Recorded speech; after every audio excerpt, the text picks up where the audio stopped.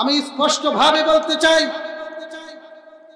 সনাতনী ধর্ম তোমরা যে কোনো রাষ্ট্রের মধ্যে, মুসলিম রাষ্ট্রের মধ্যে তোমরা পালন করবে, ইসলাম তোমাদের কোনো ধরনের বাধা দেয় নাই। কথা বলেন। কিন্তু তোমরা ধর্মের দোহাই দিয়ে উস্কানিমূলক কোনো কিছু বলবে, এমনকি ইদানিং ইসকনের গ্রুপ হয়ে তারা একজন আইনজীবী মুসলমানকে এরকম ভাবে রাস্তায় ধরে তারা জবাই করে দিয়েছে। তারাই হচ্ছে রাষ্ট্রের মধ্যে বিশৃঙ্খলবাদী এবং তারাই হচ্ছে উগ্রপন্থী। কথা বলেন ঠিক কিনা? সুতরাং আমরা স্বাধীন রাষ্ট্রের মধ্যে কোন উগ্রপন্থীকে আমরা রাষ্ট্রীয় স্বীকৃতি হিসাবে তাদেরকে আমরা স্বীকৃতি দিতে চাই না, বরং আমাদের মুসলমানের দাবি হচ্ছে ইসকনকে এই বাংলাদেশ থেকে নিষিদ্ধ ঘোষণা করতে হবে, করতেই হবে, করতেই হবে।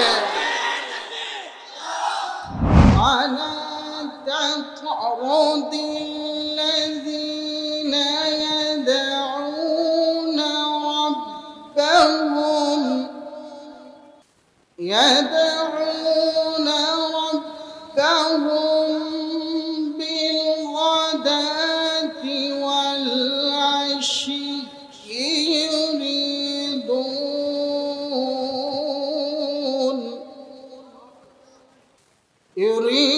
يريدون وجه الله.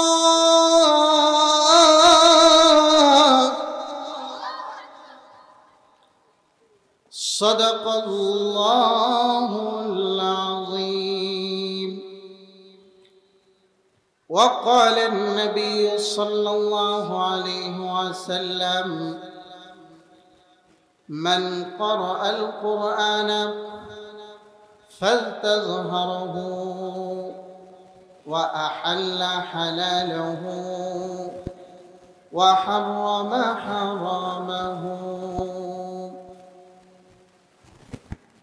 أدخله الله الجنة وشفعه له يوم القيامة 10 من أهل بيته كلهم قد وجبت لهم النار، أو كما قال عليه الصلاة والسلام. قال الله تعالى في شان حبيبه مخبرا وآمرا: إن الله وملائكته يصلون على النبي يا أيها الذين آمنوا صلوا عليه وسلموا تسليما. আমরা সকলেই নামাজের মধ্যে যে দরুদ পড়ি, সেই দরুদ ইব্রাহিম আমরা সকলেই মহব্বতের সাথে পাঠ করে নিই। আল্লাহুম্মা সাল্লি আলা মুহাম্মাদ ওয়া আলা আলি মুহাম্মাদ কামা সাল্লাইতা আলা ইব্রাহিম ওয়া আলা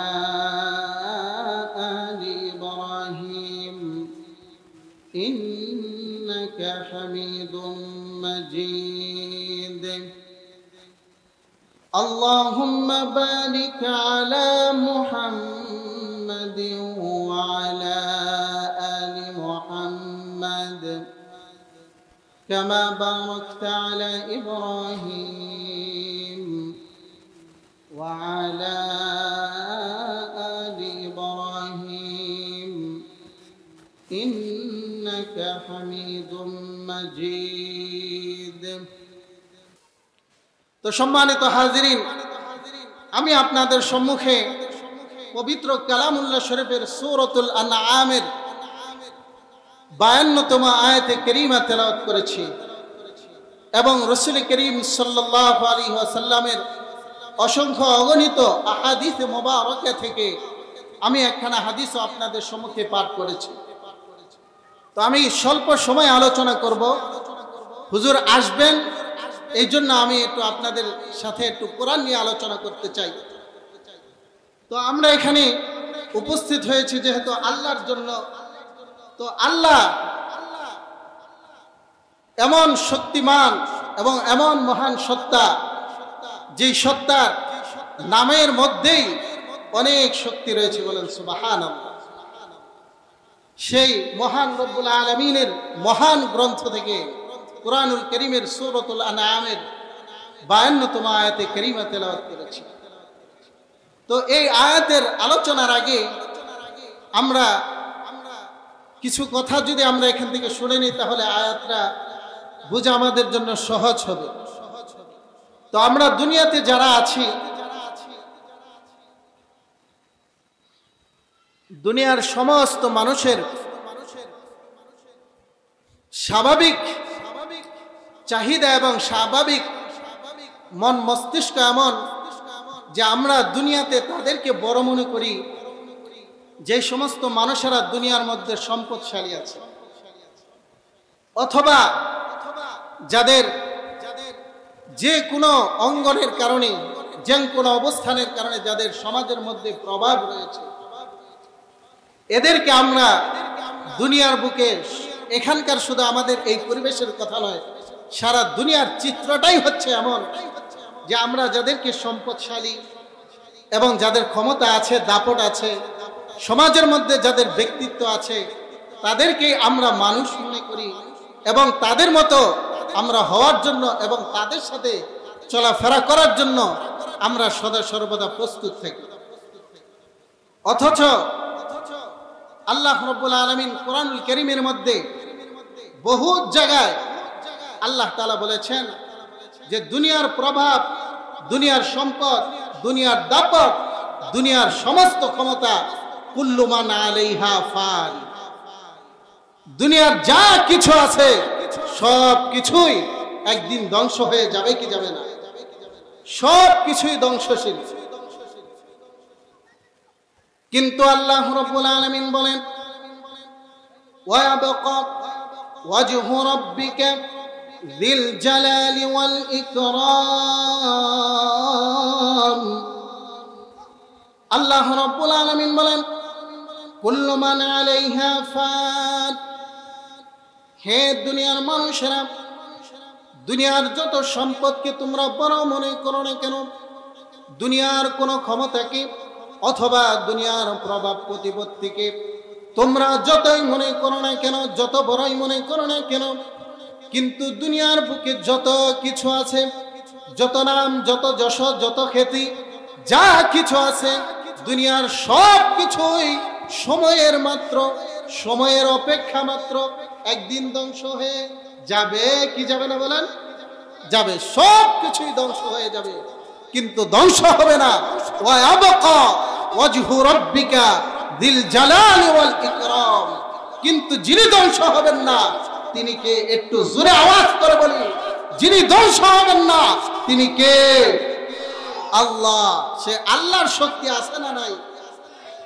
দুনিয়ার যত শক্তিশালী মানুষের সাথে চলেন না কেন, তার শক্তি একদিন শেষ হয়ে যাবে, কিন্তু যার শক্তি কোনোদিন শেষ হবে না তিনি হচ্ছেন কে? আল্লাহ। আল্লাহ নাম বলতে কি আমাদের কৃপণতা করা উচিত?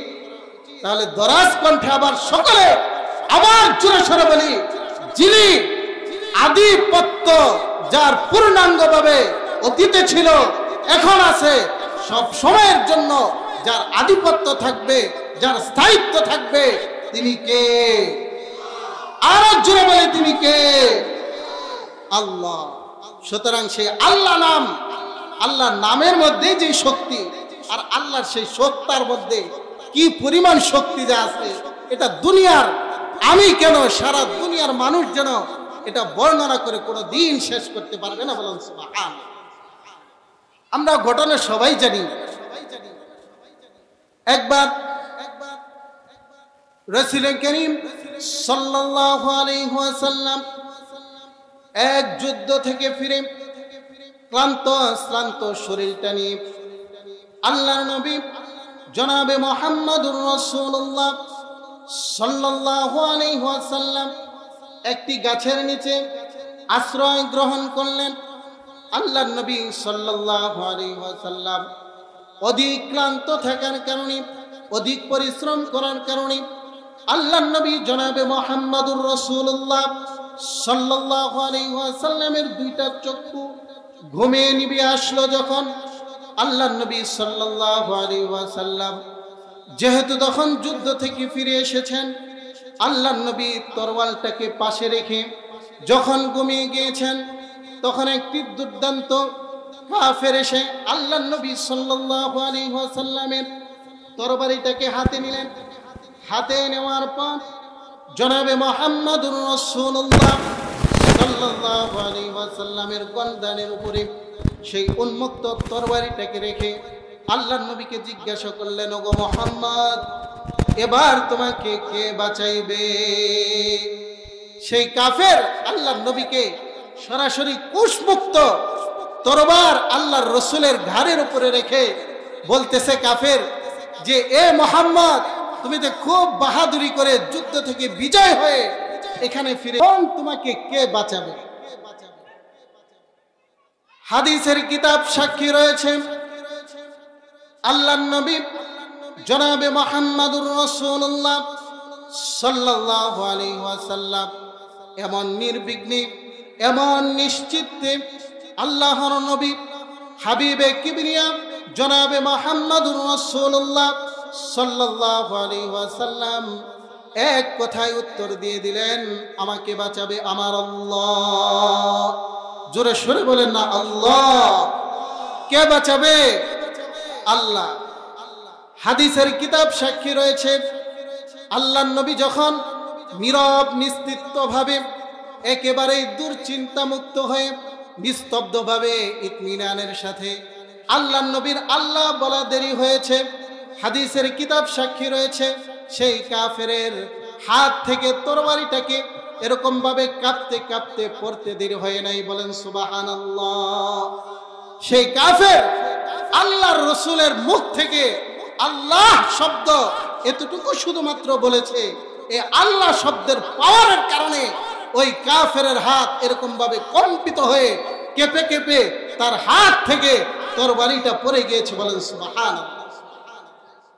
সেই কাফের তখন আল্লাহর রসুলকে বলেন, ইয়া রাসূলুল্লাহ, ইয়া হাবিবাল্লাহ, ওগো নবীজি, আপনি শুধুমাত্র আপনার প্রভুর একটু মাত্র নাম নিয়েছেন, যেই প্রভুর নামের কারণে আমি এত একজন যুবক শক্তিশালী কাফের হওয়ার সত্ত্বেও আমার হাত কম্পিত হয়ে আমার শক্তি শেষ হয়ে গিয়েছে। সুতরাং যেই আল্লাহর নামের মধ্যে এত শক্তি, তাহলে সেই আল্লাহর মধ্যে না জানি কত শক্তি আছে। বলেন সুবহানাল্লাহ। কাফেররা বুঝতে পেরেছে আল্লাহর নামের মধ্যে যদি এত শক্তি থাকে, তাহলে সেই আল্লাহর মধ্যে কি পরিমাণ শক্তি আছে। বলেন সুবহানাল্লাহ। সেই কাফের আল্লাহর নবীকে বললেন, ইয়া রাসূলুল্লাহ, ইয়া হাবিবাল্লাহ, আমার বুঝতে আর দেরি হয় নাই, যেহেতু আল্লাহর নামের মধ্যে এত শক্তি রয়েছে, সুতরাং না জানি আল্লাহর মধ্যে কত শক্তি রয়েছে, সুতরাং আমাকে হাত দিয়ে আপনি মুসলমান বানিয়ে নেন। তখন আল্লাহর রসুলের হাতে হাত দিয়ে সেই কাফের মুসলমান হয়ে গেছে। বলেন সুবহানাল্লাহ। শুধুমাত্র কিসের কারণে? আল্লাহর রসুলের পবিত্র জবান মোবারক থেকে শুধুমাত্র আল্লাহ নাম উচ্চারিত হয়েছে, এর বরকতে আল্লাহ তাআলা কাফের বেঈমানকে আল্লাহ তাআলা মুসলমান হয়ে পরিণত করেছেন। বলেন সুবহানাল্লাহ। সুতরাং সে আল্লাহর নাম নেওয়া মানুষগুলো, আল্লাহ যদি এত শক্তিশালী থাকে, আল্লাহ যদি এত মানওয়ালা থাকে, আল্লাহ যদি এত শানওয়ালা থাকে, যেই সমস্ত দুনিয়ার বুকে যেই সমস্ত মানুষগুলো আল্লাহ ওয়ালা হয়ে যাবে, আল্লাহর হয়ে যাবে, আল্লাহর জন্য নিজের জীবনটাকে সঁপে দিবে, ওই সমস্ত মানুষগুলো তাদের মূল্য দুনিয়াতে বেশি থাকবে না কম থাকবে? জোরে জোরে বলেন, কম না বেশি? বেশি থাকবে।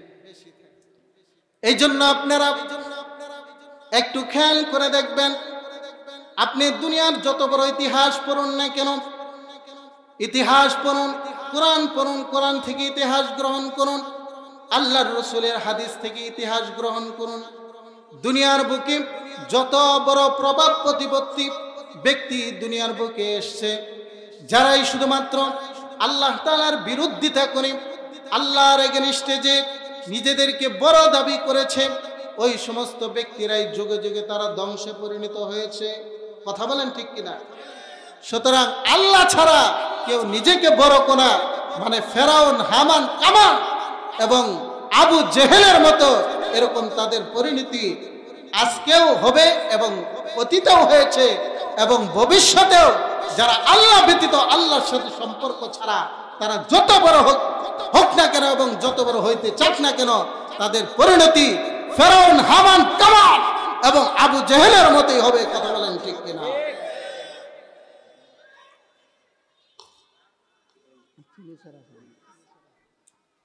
ভাই দোস্ত বুজুর্গ, সুতরাং আল্লাহর সাথে যারা সম্পর্ক রাখবে, যারা নিজেদের জীবনটাকে আল্লাহর জন্য সঁপে দিবে, আল্লাহর কোরআনের জন্য নিজের জীবনটাকে সঁপে দিবে, আল্লাহ তাআলা তাদেরকে ঠকাবেন না জিতাবেন? বলেন, জিতাবেন। বরঞ্চ উপস্থিত মুসলমান ভাইয়েরা আমার, আল্লাহ রাব্বুল আলামিন আমি আপনাদের সম্মুখে যে আয়াতে কারিমা তেলাওয়াত করেছি, আল্লাহর নবী জনাবে মুহাম্মদুর রাসূলুল্লাহ সাল্লাল্লাহু আলাইহি ওয়াসাল্লাম একটা মজলিসের মধ্যে বসা ছিলেন। তখন সেই মজলিসের মধ্যে আল্লাহর রাসূলের কিছু দরিদ্র সাহাবী উপস্থিত ছিলেন। তাফসীর ইবনে কাসিরের মধ্যে বলেন, সেই মজলিসের মধ্যে গরিব সাহাবীদের মধ্যে হযরতে বেলাল ছিলেন, হযরতে সোহাইব ছিলেন, হযরতে আম্মার ইবনে ইয়াসির ছিলেন। এরকম দরিদ্র কিছু সাহাবী আল্লাহর রাসূলের মজলিসের মধ্যে বসা ছিলেন।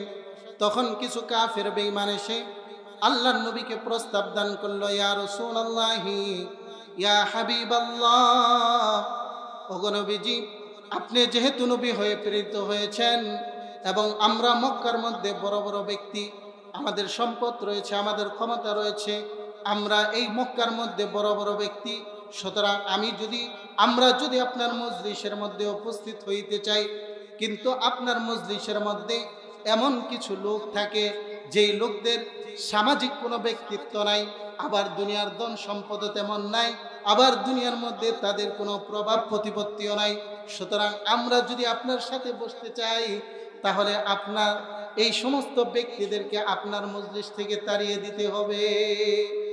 আল্লাহর রাসূলকে তারা প্রস্তাব দিল, ওগো নবীজি, আমরা তো এত বড় বড় ব্যক্তি, আমরা যদি তাদের সাথে বসি তাহলে কেমনটা যেন আনম্যাচিং হয়ে যাচ্ছে না, মানে আমাদের সাথে তাদের ওঠা বসা এটা তো ম্যাচিং হচ্ছে না, এটা তো আনম্যাচিং হচ্ছে, তাদের সাথে তো আমাদের যায় না। তো এই স্লোগান দেখবেন দুনিয়াতে আমাদের কিছু বুদ্ধিমান মানুষ এরকম বহুত আছে, আপনারা খেয়াল করে দেখবেন।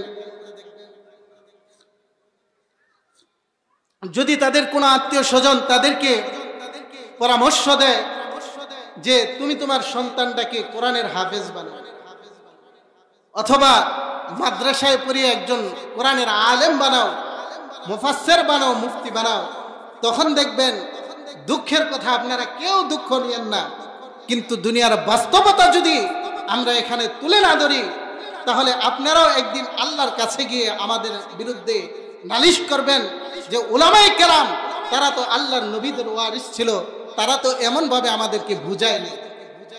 বুঝানোর জন্য কথাগুলো বলতেছি, কাউকে দুঃখ দেওয়ার জন্য নয়, কষ্ট দেওয়ার জন্য নয়। যখন আমাদেরকে এরকম ভাবে প্রস্তাব দেওয়া হয় যে আপনি আপনার সন্তানটাকে মাদ্রাসায় দিয়ে দেন, কোরআনের হাফেজ বানান, আল্লাহর দ্বীন শিখান, কিন্তু তখন তারা বলবে যে এই হুজুরদের পরিবেশ এর সাথে তো আমাদের পরিবেশ যায় না। ওই মাদ্রাসায় পড়লে সে ওখানে মোল্লা হবে, ওখানে মাদ্রাসায় পড়াবে, মসজিদে ইমামতি করবে, এই ধরনের কিছু তুচ্ছ তাচ্ছিল্য কথা বলে আমরা এই মাদ্রাসা এবং কোরআনওয়ালাদেরকে আমরা অনেকেই ছোট করি, কি করি না বলেন? করি। আল্লাহর নবীকে যখন এই প্রস্তাব দেওয়া হলো, ওগো নবীজি, আপনার সাথে যদি আমরা এই মক্কার বড় বড় লিডার যারা আছি, যারা প্রভাব প্রতিপত্তি ব্যক্তিত্ব রয়েছে এবং যাদের অডেল ধন সম্পদ রয়েছে, তারা তো আমরা ওই দরিদ্র এবং প্রভাব প্রতিপত্তিহীন এরকম মানুষের সাথে আমাদের ম্যাচিং হয় না। সুতরাং আমাদের সাথে বসতে হলে আপনার এই সমস্ত ব্যক্তিদেরকে আপনার মজলিস থেকে দূর করতে হবে। এই কথা, এই স্লোগান শুধুমাত্র আল্লাহর নবীকে দিয়েছে বিষয়টা এমন নয়, বরঞ্চ দুনিয়ার শুরু থেকে নিয়ে হযরতে সাইয়্যিদুনা আদম আলাইহিস সালাতু ওয়াস সালাম, তিনি হচ্ছেন আমাদের আদি পিতা, আর যিনি দ্বিতীয় পিতা আবুল বাশার আস-সানি যাকে বলা হয়, হযরতে নূহ আলাইহিস সালাতু ওয়াস সালাম, তাকেও এরকম ভাবে ওই সময়ও আজ থেকে হাজার হাজার বছর আগে দুনিয়ার শুরু হওয়ার কিছুদিন পরেই আল্লাহর রসুল হযরতে নূহ আলাইহিস সালাতু ওয়াস সালামের কাছে এরকম কিছু প্রস্তাব এসেছিল। তখন তারা বলেছিল, ক্বালু আনুমিনু লাকা ওয়াত্তাবাআকাল আরযালুন। আল্লাহর নবী বলেন, সূরাতুশ শুআরার মধ্যে আল্লাহ তাআলা হযরতে নূহ আলাইহিস সালাতু ওয়াস সালামের ঘটনা বর্ণনা করে বলেন, তখন তারা বলল, ওগো নবী নূহ, আমরা কি আপনার প্রতি ঈমান আনতে পারি? কেমনে আনবো? কারণ ওয়াত্তাবাআকাল আরযালুন, আপনার সাথে যেই সমস্ত ব্যক্তিরা চলাফেরা করে, এরা তো সমাজের মধ্যে তাদের কোনো সম্পদ নাই, তাদের কোনো সমাজের মধ্যে প্রভাব প্রতিপত্তি নাই, তাদের কোনো ক্ষমতা নাই, তাদের কোনো দাপট নাই। সুতরাং আমরা দাপটশীল মানুষ হইয়া, ক্ষমতাবান মানুষ হইয়া তাদের সাথে কি আমাদের চলাফেরা ম্যাচিং হয়? আল্লাহর নবী জনাবে মুহাম্মদুর রাসূলুল্লাহ সাল্লাল্লাহু আলাইহি ওয়াসাল্লামকে যখন এই প্রস্তাব কাফেরদের পক্ষ থেকে দেওয়া হলো, আল্লাহর নবী সাল্লাল্লাহু আলাইহি ওয়াসাল্লাম তখন একটু কার জন্য চিন্তা করলেন। আল্লাহর নবী মনে মনে ভাবলেন, যদি কাফের বেঈমানদেরকে আমার মজলিসের মধ্যে উপস্থিত করতে পারি এবং তাদেরকে যদি আমি যদি ইমানদার বানাইতে পারি, তাহলে ইসলাম এবং ইমানের মূল্য বেশি অনেকটাই বেড়ে যাবে। এই জন্য আল্লাহর নবী সাল্লাল্লাহু আলাইহি ওয়াসাল্লাম সিদ্ধান্ত গ্রহণ করলেন যে আমার মজলিস থেকে যেই সমস্ত মানুষ দরিদ্র সাহাবীরা, যাদের কোনো দুনিয়ার কোনো সম্পত্তি নাই, দুনিয়ার কোনো প্রভাব প্রতিপত্তি নাই, দুনিয়ার কোনো ক্ষমতা নাই, তাদেরকে যদি আমি কিছু সময়ের জন্য যদি আউট করে দেই, আর কিছু সময়ের জন্য যদি তাদের সাথে আমি এরকমভাবে মজলিস করি এবং তাদেরকে ঈমানের দাওয়াত দেই, তাহলে হয়তোবা এটা আমার জন্য ভালো হবে এবং তাদের জন্য ভালো হবে। এমনি স্বাভাবিকভাবে তো মনে হয় এটা ভালো হচ্ছে, কথা বলেন ঠিক কিনা? তো আল্লাহর নবী যখন এই চিন্তা করলেন, তখন আল্লাহ তাআলা হযরতে জিবরিল আলাইহিস সালাতু ওয়াস সালামকে দিয়ে আল্লাহর রাসূলের কাছে হযরতে জিবরিল আলাইহিস সালাতু ওয়াস সালাম এই আয়াত নিয়ে অবতীর্ণ হলেন। হযরতে জিবরিল আলাইহিস সালাতু ওয়াস সালাম আল্লাহর নবীকে এসে সালাম দিলেন, ইয়া রাসূলুল্লাহ, ইয়া হাবিবাল্লাহ, ওগো নবীজি, আল্লাহ রাব্বুল আলামিন আপনি যেই সিদ্ধান্ত গ্রহণ করতে চেয়েছিলেন এবং আপনি যেই মনে মনে যেই বিষয়টাকে আপনি মনের মধ্যে ধারণ করেছেন, এই ব্যাপারে আল্লাহ রাব্বুল আলামিন আপনাকে একটি পরামর্শ দিয়েছে। আল্লাহ রাব্বুল আলামিন এই বিষয়ে আয়াত নাযিল করে দিয়ে আল্লাহ তাআলা ইরশাদ করেছেন, ওয়ালা তাতরুদিল্লাযীনা ইয়াদউনা রাব্বাহুম বিলগাদাতি ওয়াল আশিয়্যি ইউরিদুনা ওয়াজহাল্লাহ।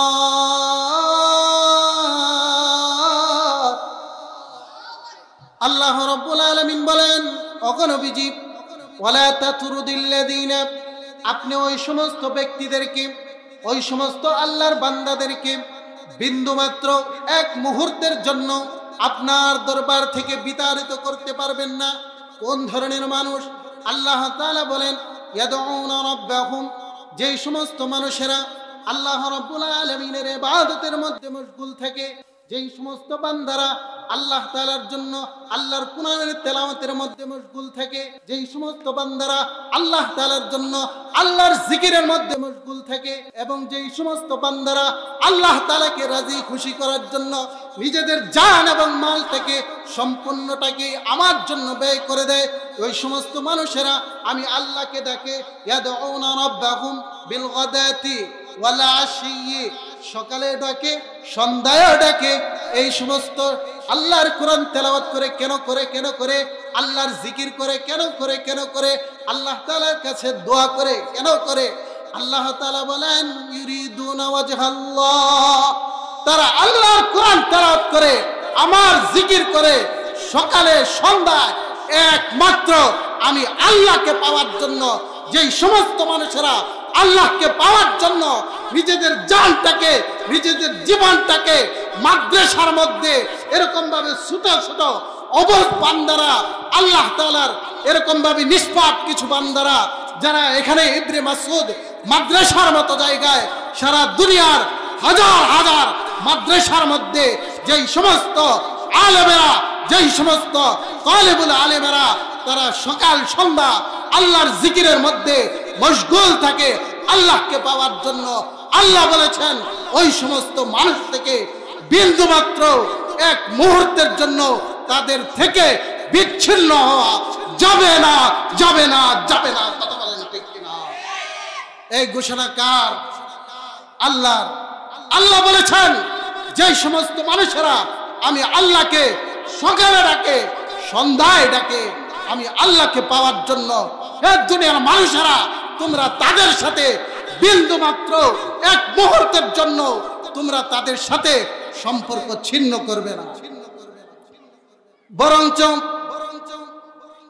আল্লাহ রাব্বুল আলামিন বলেন ওয়াসবির নাফসাকা মা'আল্লাযীনা ইয়াদউনা রাব্বাহুম। আল্লাহ রাব্বুল আলামিন বলেন ওগো নবীজি ওয়াসবির নাফসাকা আই ইসতাবির নাফসাকা। আল্লাহ তাআলা বলেন ওগো নবীজি আপনি স্থির থাকেন, ধৈর্যের সাথে থাকেন ওই সমস্ত মানুষের সাথে যেই সমস্ত মানুষেরা ইয়াদউনা রাব্বাহুম খাওফাও ওয়া তামা, ওই সমস্ত মানুষের সাথে আপনি সদা সর্বদা নিজেদেরকে নিয়োজিত রাখেন।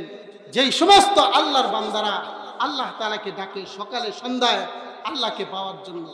ভাই ও দুস্থ বুজুর্গ, আমরা দুনিয়াতে যত বড় প্রভাব প্রতিপত্তিশালী হোক না কেন, দুনিয়ার যত বড় সম্পদশালী হোক না কেন, দুনিয়ার যত বড় পাওয়ারফুল ব্যক্তি হোক না কেন, তাদের পাওয়ার এক সময় না এক সময় তাদের সম্পদ কখনো না কখনো নিশ্চিহ্ন হয়ে যাবে।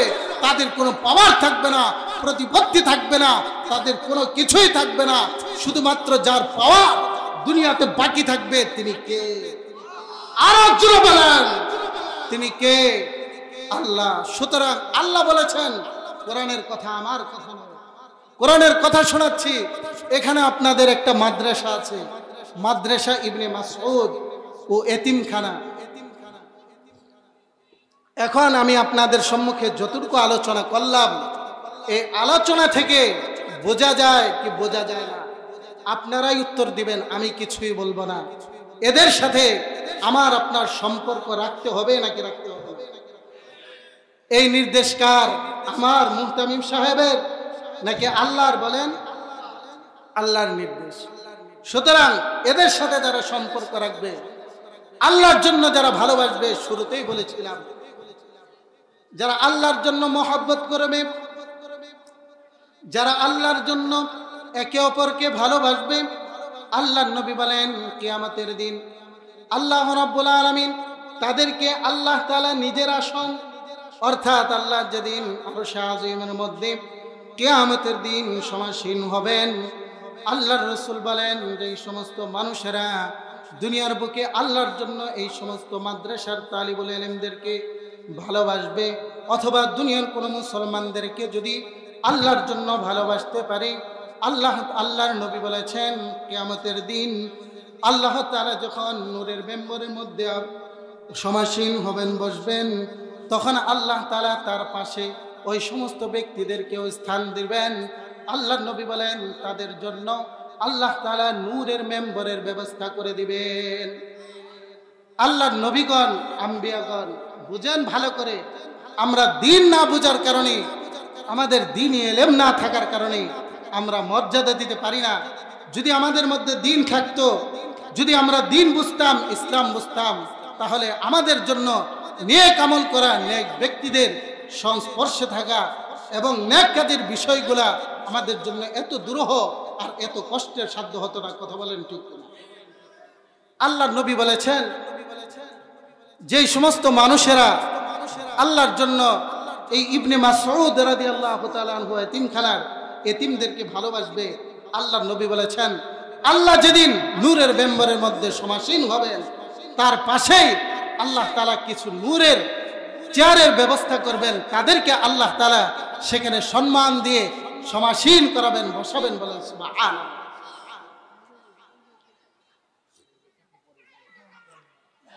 আল্লাহর রসুল বলেছেন, আল্লাহর রসুলের কথা, যখন ওই সমস্ত ব্যক্তিদেরকে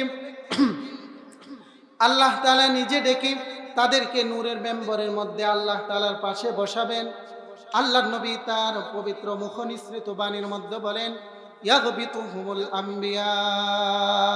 আল্লাহর নবী বলেন যে তাদের এত মর্যাদা দেখে সেদিন কিয়ামতের দিন আম্বিয়া এবং রসুলগণ তাদের দেখে ঈর্ষা করতে থাকবে। বলেন সুবহানাল্লাহ। ঈর্ষা মানে হিংসা নয়। হিংসার অর্থ হচ্ছে একজনে ভালো অবস্থায় আছে, তাকে কিভাবে নামিয়ে দেওয়া যায় সেই চিন্তা ফিকির করা, সেই আমল করা, এটাকে বলা হয় হিংসা। আর কোরআন হাদিসের মধ্যে ইয়াগবিতু গীবতুন, গীবতুন অর্থ হচ্ছে, এটার অর্থ হচ্ছে আম্বিয়া এবং রসুলগণ সেদিন তাদের দেখে দীপ্ত করবে, ঈর্ষা করবে। মানে আল্লাহ তাআলার কাছে ওই রসুলগণ, এই আম্বিয়াগণ চাইবে, ওগো আল্লাহ, তুমি তাদেরকে, এই ইবনে মাসউদ রাদিয়াল্লাহু তাআলা আনহুর এতিমদেরকে আল্লাহর জন্য ভালোবাসার কারণে তারা যে মর্যাদা পেয়েছে, আমরাও রসুল হয়ে, আমরাও নবী হয়ে ওই মর্যাদার আসনে আমরাও সমাসীন হতে চাই। বলেন সুবহানাল্লাহ। সুতরাং এই কোরআনের পাখিদেরকে যারা ভালোবাসবে তারা দুনিয়াতে ঠকবে না জিতবে? কথা বলেন, ঠকবে না জিতবে? জিতবে। বরঞ্চ আল্লাহ নবীর সাহাবী, আল্লাহ রসুলের একজন সাহাবী ছিলেন হযরতে আব্দুল্লাহ যুল বাজিদাইন। আল্লাহ তাআলার এই কোরআনটাকে ধরে রাখার জন্য, আল্লাহর দ্বীনটাকে ধরে রাখার জন্য যেই পরিমাণ ত্যাগ এবং তিতিক্ষা তিনি গ্রহণ করেছেন, আমরাও যদি এই যুগের মধ্যে তার মতো নয়, বরং তার যদি 100 ভাগের 50 ভাগও যদি আমরা এই আমাদের দ্বীনটাকে ধরে রাখার জন্য, আমাদের কোরআনটাকে আমরা ধারণ করার জন্য যদি মেহনত করতে পারি, এবং এই আব্দুল্লাহ যুল বাজিদাইনের মতো যদি আমরা আল্লাহর রসুলকে ভালোবাসতে পারি, আল্লাহকে ভালোবাসতে পারি, তাহলে আল্লাহর নবী তার জন্য সুপারিশকারী হয়ে যাবেন। বলেন সুবহানাল্লাহ। সে আব্দুল্লাহ যুল বাজিদাইন, তার কি আমলটা ছিল, তার কি কৃতিত্ব ছিল, যদি আমরা একটু শুনি তাহলে আমরা কিছুটা হলেও অনুমান করতে পারবো সাহাবায়ে কেরাম কি পরিমাণ ত্যাগ এবং তিতিক্ষার বিনিময়ে এবং তাদের রক্ত ঝরা, ঘাম ঝরা, তাদের জীবনের সবটুকু বিনিময়ে এই ইসলামটাকে তারা দুনিয়ার বুকে টিকিয়ে রাখার জন্য তারা কতটুকু পরিশ্রম করেছেন, কতটুকু মেহনত এবং কতটুকু মুজাহাদা তারা গ্রহণ করেছেন। তো আমি সংক্ষেপে তার ঘটনাটাকে আপনাদের সম্মুখে আমি পেশ করছি। হযরত আব্দুল্লাহ যুল বাজিদাইন রাদিয়াল্লাহু তাআলা আনহু যুবক সাহাবী ছিলেন, আল্লাহর রসুলের একজন অল্প বয়সী যুবক সাহাবী ছিলেন। আল্লাহর রসুলের হাতে হাত দিয়ে হযরত আব্দুল্লাহ যুল বাজিদাইন মুসলমান হয়ে গেলেন এবং আল্লাহর রসুলের পরামর্শ অনুযায়ী হযরত আব্দুল্লাহ যুল বাজিদাইন তার ইসলামটাকে গোপন করে রাখলেন। যেহেতু মক্কি জিন্দেগীর মধ্যে মুসলমান এবং ইসলামের উপরে বড় নির্যাতন এবং নিপীড়ন চলতেছিল, আল্লাহর নবী সাল্লাল্লাহু আলাইহি ওয়াসাল্লামের পরামর্শ অনুযায়ী হযরতে আব্দুল্লাহ যুল বাজদাইন তিনি তার ইসলামটাকে গোপন করে রাখলেন। গোপন করে এরকম ভাবে দীর্ঘদিন চলে গেল। আল্লাহর নবী সাল্লাল্লাহু আলাইহি ওয়াসাল্লাম হিজরত করে মদিনায় চলে আসলেন। মদিনায় চলে আসার পর মদিনার বুকে আল্লাহর নবী নাই, আল্লাহর রাসূলকে দেখতে পারে না। আল্লাহর রাসূলের মুখ থেকে পবিত্র কোরআনের মুখ নিঃসৃত পবিত্র বাণীরাও শুনতে পারে না। এই জন্য আব্দুল্লাহ যুল বাজদাইনের মনটা আর মক্কার মধ্যে তিনি ধরে রাখতে পারতেছে না। বলেন সুবহানাল্লাহ। দেখেন একজন মুসলমান কেমন হবে, আল্লাহর নবীকে দেখে না, আল্লাহর রাসূলের মুখ থেকে পবিত্র মুখ নিঃসৃত বাণী হাদিসও শোনে না, আল্লাহর ঐশী বাণী কোরআনের আওয়াজ নাই, সেখানে কোনো মুসলমান টিকতে পারে? আরে জুড়ে বলেন, টিকতে পারে? যে এলাকার মধ্যে আল্লাহর কোরআনের আওয়াজ নাই, যে কোরআনের মধ্যে আল্লাহর রাসূলের হাদিসের বাণী নাই, ওই এলাকাটা কি বরকতপূর্ণ না বরকত শূন্য? বরকত শূন্য। কোন মুসলমান সেখানে টিকতে পারে না। কথা বলেন ঠিক কিনা? এই জন্যই আমরা বাংলাদেশের মুসলমান, আমরা প্রত্যেকটা এলাকায় নিজে খাই আর না খাই, নিজের ঘরটা টিনের থাকুক করে ঘরে থাকুক, কিন্তু বাংলাদেশের মুসলমান এটা প্রমাণ করে দিয়েছে, এটা প্রমাণ করে দিয়েছে তাদের উপাসনালয় অর্থাৎ মসজিদ মাদ্রাসাগুলোকে তারা বিল্ডিং এ পরিণত করে আল্লাহর কোরআনের আওয়াজটাকে তারা তাদের মহল্লার মধ্যে বুলন্দ করতে চায়। বলেন সুবহানাল্লাহ। হযরতে আব্দুল্লাহ যুল বাজদাইন যেহেতু মক্কার মধ্যে আল্লাহর নবীকে দেখতে পান না, কোরআনের কোন আওয়াজ শুনতে পান না, আজানের কোন আওয়াজ শুনতে পান না, আব্দুল্লাহ যুল বাজদাইনের মনটা আর মক্কার মধ্যে তিনি ধরে রাখতে পারতেছেন না। তো হিজরত করে আল্লাহর নবীর কাছে চলে যাবেন। এবার তিনি যেহেতু এতদিন পর্যন্ত সকলে জানতো আব্দুল্লাহ যুল বাজদাইন কাফেরদের সাথেই কাফের আছে, এই জন্য আব্দুল্লাহ যুল বাজদাইন তার পরিবারের সাথে যখন চলাফেরা করতেছিল, যখন তিনি আর টিকতে পারলেন না, তখন তিনি তার চাচাকে একটি অফার দিলেন, হে চাচা, আপনি যেহেতু ইসলাম ধর্ম গ্রহণ করেন নাই, আপনাকে একটা কথা বলি, আপনি কি ইসলাম ধর্ম গ্রহণ করে মুহাম্মদ সাল্লাল্লাহু আলাইহি ওয়াসাল্লামের হাতে হাত ধরে বায়াত হয়ে আপনি কি মুসলমান হবেন? তার চাচা যেহেতু মক্কার মধ্যে যে বললাম লিডার ছিল, সম্পত্তিশালী ব্যক্তি ছিল, হাদিসের মধ্যে হাদিসের সাক্ষী আছে, যে সমস্ত ব্যক্তিরা ওই মক্কার আল্লাহর রাসূলের সময় যারা বড় বড় লিডার ছিল, তারা কিন্তু সহজেই ইসলাম ধর্ম গ্রহণ করতে পারেনি। যারা ইসলাম ধর্ম গ্রহণ করেছে তাদের লেট হয়ে অনেক দেরিতে তারা ইসলাম ধর্ম গ্রহণ করতে পেরেছে। তো আল্লাহর নবীর এই কথা যখন তিনি বললেন যে আপনি কি আল্লাহর নবীর হাতে হাত ধরে মুসলমান হতে চান, তখন তার চাচা বলল, এটা তো কোশ্চিন কালেও সম্ভব না, কারণ আমার বাপ দাদার ধর্ম এগুলো সব কিছু ছেড়ে দিয়ে তুমি কি ভেবেছ যে আমি মুহাম্মদের হাতে হাত দিয়ে মুসলমান হয়ে যাব? তখন আল্লাহর রাসূলের সাহাবী হযরতে আব্দুল্লাহ যুল বাজদাইন তার অবস্থানটাকে চাচার কাছে স্পষ্ট করে দিলেন এবং তিনি বলে দিলেন, হে আমার চাচা, আমি আল্লাহর নবী জনাবে মুহাম্মদুর রাসূলুল্লাহ সাল্লাল্লাহু আলাইহি ওয়াসাল্লামের হাতে হাত দিয়ে আমি মুসলমান হয়ে গেছি। সুতরাং আল্লাহর নবী যেহেতু মক্কার মধ্যে নাই, আমিও এই মক্কার মধ্যে আর থাকতে পারবো না। আব্দুল্লাহ যুল বাজদাইনের চাচা বলল, আরে ভাতিজা, দেখি তোমার অনেক বড় কলিজা, তুমি কি জানো তুমি যদি ধর্মান্ধ হও, ধর্মান্তরিত হও, অর্থাৎ তুমি যে ধর্মের মধ্যে ছিলে এই ধর্ম থেকে যদি অন্য ধর্মে তুমি দীক্ষিত হও, তাহলে তোমার যত সহায় সম্পত্তি আছে কোনো কিছুই কিন্তু তোমার সাথে থাকবে না। এই নিয়ম, এই আইন, এই বিধান এখনো বলবৎ আছে না নাই? আছে। দেখবেন কোন হিন্দু পরিবার থেকে কেউ যদি ইসলাম ধর্মে দীক্ষিত হয়, মুসলমান হয়ে যায়, তো ওই হিন্দুরা তাকে সম্পদ দেয় না, সম্পদ থেকে বঞ্চিত রাখে, বঞ্চিত করে। তো ওই কাফেরদের বিধান তাদের মধ্যে এখনো আছে না নাই? আরে কাফেরদের বিধান ওই জাহিলি যুগের বিধান যদি তাদের মধ্যে থাকে, তারা জাহেল নাকি বলেন? জাহেল। এই জন্যই ওরা আবু জেহেলের দোসর। কথা বলেন ঠিক কিনা? এই জন্য আবু জেহেলের দোসর হওয়ার কারণে দেখেন, আবু জেহেল যেমন মক্কার মধ্যে বিভিন্ন ধরনের অঘটন ঘটাইছে, যেই সমস্ত আবু জেহেলের দোসর যারা এখনো আছে, তারা এই দেশ দুনিয়ার মধ্যে, সমাজের মধ্যে, রাষ্ট্রের মধ্যে তারাই বিশৃঙ্খলা ঘটায়। কথা বলেন ঠিক কিনা? আমি স্পষ্টভাবে বলতে চাই, সনাতনী ধর্ম তোমরা যে কোনো রাষ্ট্রের মধ্যে, মুসলিম রাষ্ট্রের মধ্যে তোমরা পালন করবে, ইসলাম তোমাদের কোনো ধরনের বাধা দেয় নাই। কথা বলেন ঠিক কিনা? কিন্তু তোমরা ধর্মের দোহাই দিয়ে উস্কানিমূলক কোনো কিছু বলবে, এমনকি ইদানিং ইসকনের গ্রুপ হয়ে তারা একজন আইনজীবী মুসলমানকে এরকম ভাবে রাস্তায় ধরে তারা জবাই করে দিয়েছে। তারাই হচ্ছে রাষ্ট্রের মধ্যে বিশৃঙ্খলবাদী এবং তারাই হচ্ছে উগ্রপন্থী। কথা বলেন ঠিক কিনা?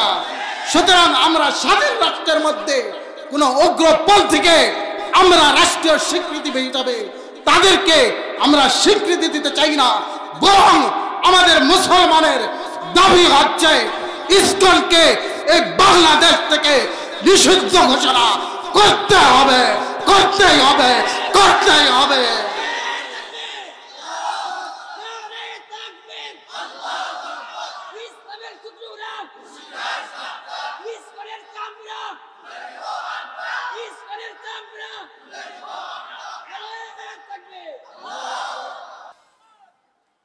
সুতরাং ভাই দোস্ত বুজুর্গ, যারা ওই যুগে জাহেল ছিল, সেই জাহিলি যুগের কথাকে তারা আমাদের উপরে চাপিয়ে দিয়ে তারা এই দুনিয়ার মধ্যে, এই সুশৃঙ্খল পৃথিবীর মধ্যে তারা আবার বিশৃঙ্খলতার দিকে নিয়ে।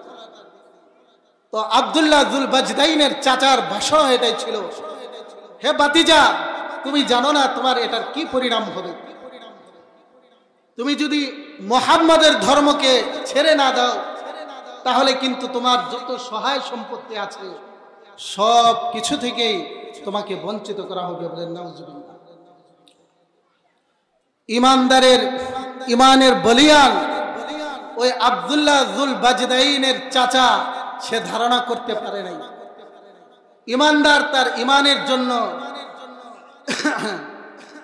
সম্পদ ছাড়বে তো দূরের কথা, তার জানও যদি বিলীন করে দিতে হয়, একজন মুসলমান তার জান দিতে পারে, তারপরেও তার ইমানকে একজন কাফের বেঈমানের সাথে বিলীন করতে পারে না। কথা বলেন ঠিক কিনা? আল্লাহর নবীর সাহাবী হযরতে আব্দুল্লাহ যুল বাজদাইন ইমানদারের কণ্ঠে উচ্চ স্বরে বললেন, হে আমার চাচা, আপনি ইসলাম এবং মুসলমান সম্পর্কে যেহেতু ধারণা কম, সেই জন্য আপনি আমাকে এই ধরনের জুজুর ভয় দেখিয়েছেন। সুতরাং জুজুর ভয় দেখিয়ে, সম্পদের ভয় দেখিয়ে আমার কাছ থেকে ইসলামের দৌলতটাকে কোনোভাবেই কেড়ে নেওয়া যাবে না। বলেন না সুবহানাল্লাহ। হযরত আব্দুল্লাহ যুল বাজদাইন অকপটে তিনি সহায় সম্পদ যা কিছু আছে সব কিছু ছেড়ে দিলেন।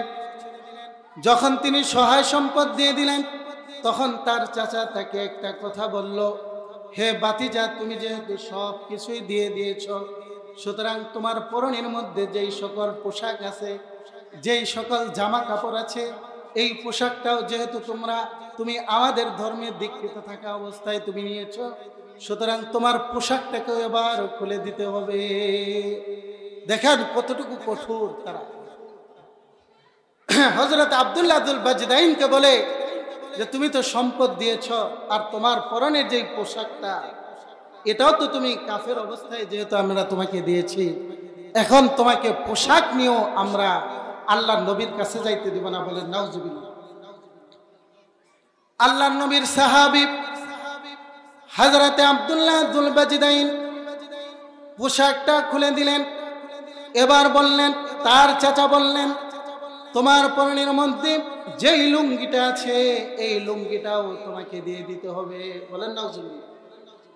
আব্দুল্লাহ যুল বাজদাইন তার চাচার কাছে একটু এবার বিনয়ের স্বরে বললেন, হে চাচা, যেহেতু আমার সব সম্পদ দিয়েছি, আমার পোশাক আশাকও যাও ছিল সব কিছুই দিয়েছি, কিন্তু মুসলমান যেহেতু দায়মি ফরজ পরিত্যাগ করতে পারে না, আমি যদি আমার পরনের লুঙ্গিটাও দিয়ে দেই, তাহলে যেহেতু ইসলামের বিধান, ফরজের বিধান লঙ্ঘিত হবে, এই জন্য এ ব্যাপারে আমাকে একটু ছাড় দিতে পারেন কিনা? কাফের যারা হবে তারা সবাই রূঢ় প্রকৃতির হবে, যারা কাফেরদের দোসর হবে তারাও রূঢ় প্রকৃতির হবে। কথা বলেন ঠিক কিনা? এটা আমার কথা না, আল্লাহ নবী বলেছেন। আল্লাহ নবী বলেন, আলা উখবিরুকুম বিআহলিল জান্নাহ, ওগো আমার সাহাবীরা, আমি কি তোমাদেরকে জান্নাতি মানুষের কথাগুলো বলে দিব না? তখন বললেন, ইয়া রাসূলুল্লাহ, অবশ্যই বলবেন, দুনিয়াতে কারা জান্নাতি হবে? আল্লাহর নবী তখন বললেন, দুনিয়ার মধ্যে জান্নাতি মানুষ হবে ওই সমস্ত লোকেরা কুল্লু দাঈফিন মুতাদাআফিন। আল্লাহর নবী বলেন, দুনিয়ার বুকে যেই সমস্ত মানুষগুলা দুর্বল হবে এবং দুনিয়ার মানুষেরা যাদেরকে দুর্বল মনে করবে, আল্লাহ তাআলা ওই সমস্ত মানুষদেরকে জান্নাতে কবুল করবেন। বলেন সুবহানাল্লাহ। আল্লাহর রাসূল সহিহ সনদে সহিহ হাদিস আল্লাহর নবী বলেছেন। আবার আরেক হাদিসের মধ্যে আল্লাহর রাসূল বলেন, ইহতাজ্জাতিন নারু আল জান্নাহ, জান্নাত এবং জাহান্নাম একবার ঝগড়া বাঁধছে। জান্নাত বলে, আমার মধ্যে কারা থাকবে জানো? ফিয়াল মুতাদাঈফুনা ওয়াল মুতাওয়াদিউন। জান্নাত বলে, আমার মধ্যে যে সমস্ত ব্যক্তিরা থাকবে, দুনিয়ার মধ্যে তাদের গুণ থাকবে, তারা দুনিয়ার বুকে বিনয়ী হবে। বলেন সুবহানাল্লাহ। আল্লাহর নবী বলেন, জান্নাত তখন আরেকটা কথা বলেছেন, বিনয়ী হবে। ওয়াল মুতাদাঈফুন, এবং তারা দুনিয়ার মধ্যে দুর্বল হবে। যেই সমস্ত বান্দারা দুনিয়াতে দুর্বল হবে, বিনয়ী হবে, তারাই আল্লাহর জান্নাতে যাইতে পারবে। বলেন সুবহানাল্লাহ। সুতরাং ক্ষমতা নিয়ে এত প্রভাব প্রতিপত্তি হলেই জান্নাতে যাওয়া যায় না। কথা বলেন ঠিক কিনা? জান্নাত কিনে নেওয়া যায় না। জান্নাতে যাইতে হলে অবশ্যই বিনয়ী হতে হবে। কথা বলেন ঠিক কিনা? আল্লাহর কাছে দুর্বল হয়ে থাকতে হবে, বান্দাদের কাছে দুর্বল নম্রভদ্র হয়ে চলাফেরা করতে হবে। আর আল্লাহর নবী বলেন, জাহান্নামে কারা যাব এদের কথাও কি তোমাদেরকে বলবো না? আলা উখবিরুকুম বিআহলিন নার,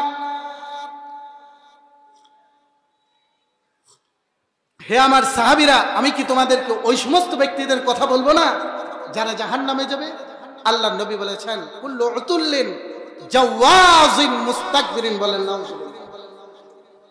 আল্লাহর নবী বলেন, প্রত্যেক রূঢ় ব্যক্তি, প্রত্যেক শক্ত দিলওয়ালা ব্যক্তি, প্রত্যেক মুস্তাকবির অহংকারী ব্যক্তি, তারা জাহান্নামের মধ্যে যাবে। বলেন নাউজুবিল্লাহ। জাহান্নাম বলে ফিয়াল জাব্বারুন ওয়াল মুতাকাব্বিরুন, যেই সমস্ত দুনিয়ার বুকে যেই সমস্ত মানুষেরা আরেকজনের উপর প্রভাব প্রতিপত্তি এরকম ভাবে প্রভাব খাটিয়ে ক্ষমতা দেখিয়ে অহংকার করে যারা দুনিয়াতে চলেছে, ওই সমস্ত ব্যক্তিরাই কালকে জাহান্নামের মধ্যে নিমজ্জিত হবে। বলেন নাউজুবিল্লাহ। তো আব্দুল্লাহর চাচা, এটা আপনারাই বলেন এখন আল্লাহর রাসূলের কথা অনুযায়ী তার দিল কি পরিমাণ রূঢ়। যতই বলে তার দিল আর নরম হয় না, যে আমি তো সব কিছুই দিলাম, কিন্তু আমার শুধুমাত্র ফরজ কাপড় ঢাকার মতো এরকম সুযোগটা তো আপনি আমাকে দিবেন। দেখেন আল্লাহর নবী বলেছেন, ওই সমস্ত কাফেররা যারা কাফের হয়, বেঈমান হয়, ওদের দিল থাকে শক্ত। এই জন্য ওরা এই শক্ত দিল থেকে আব্দুল্লাহকে এতটুকু কাপড়ও তারা দিতে রাজি হইল না, যতটুকু কাপড়ের মাধ্যমে সে তার ফরজ সতরটাকে ডাকতে পারে। বলেন নাউজুবিল্লাহ। হযরত আব্দুল্লাহ যুল বাজদাইন নিরুপায় হয়ে তার কাপড়টাকেও ওই চাচার মুখে নিক্ষেপ করে দিলেন। বলেন নাউজুবিল্লাহ। আল্লাহর নবীর সাহাবী হযরত আব্দুল্লাহ যুল বাজদাইন যখন দুনিয়ার সব সম্পদগুলো দিয়ে, এমনকি নিজের পরনের পোশাকটাও পর্যন্ত দিয়ে ইসলামের জন্য সব কিছু শেষ করে সর্বহারা হয়ে মায়ের কাছে দৌড়ে গেলেন, তখন তার মা বর্ষনা করে বললেন, সি আব্দুল্লাহ। আব্দুল্লাহর আগে নাম ছিল আব্দুল উজ্জা। আল্লাহর নবী তাকে ইসলাম ধর্মে দীক্ষিত করে তার নাম দিয়েছিলেন আব্দুল্লাহ। বলেন সুবহানাল্লাহ। হযরত আব্দুল্লাহ যুল বাজদাইনের মা বললেন, হে বৎস, তোমার এমন করুণ অবস্থা কেমনে হলো? তুমি এত বড় হয়েছ, তারপরেও লজ্জাস্থান থেকে ডেকে তুমি মায়ের কাছে আসবে না? তখন আব্দুল্লাহ যুল বাজদাইন মায়ের কাছে আবদার করলেন, হে আমার মা, আপনি আমাকে শুধুমাত্র সতর ডাকার মতো আপনি এমন দুইটা কাপড়ের ব্যবস্থা করে দেন, যেই কাপড়ের দ্বারা আমি সতরটাকে ঢেকে আল্লাহর রসুলের দরবার পর্যন্ত পৌঁছাইতে পারি। তখন হযরত আব্দুল্লাহ যুল বাজদাইনের মা এক টুকরা কাপড় দিলেন।